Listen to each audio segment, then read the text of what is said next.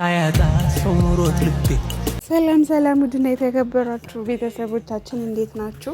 አላችሁ? እኔ ግን ጋረድ አድርጌው ነው። እሺ ከታች እንዳታዩ ብዬ ነው። ጋረድ አድርጌው ነው የሚሄዳችሁ። አንተ ግን አብርሽ ማለት ነው ትናንትና ከሩቲ ጋር አንድ አይነት ልብስ ለብሳችሁ ዛሬ እንዳጣሽ ምናምን ሼም አይደለም? ኧረ ተው ወንድምዬው ተው፣ ልብ ግዛ ተው። በነገራችን ላይ የአእምርን ቦታው በኢየሱስ ይመቻችሁ፣ የምር ይመቻችሁ።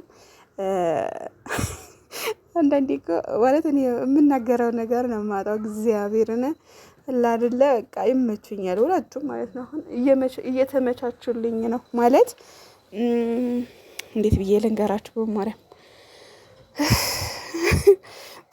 መስሚያ ወፍ። ይሄ ደግሞ ዘፈኑ ማለት ነው ይለያል። ብቻ ይመቻችሁ። ሩቲስ የደስታ ነገርስ እንዴት አረጋችሁታል? ነገር እኔ ይሄንንም ትንሽ ሹክ በሉን እንዴ።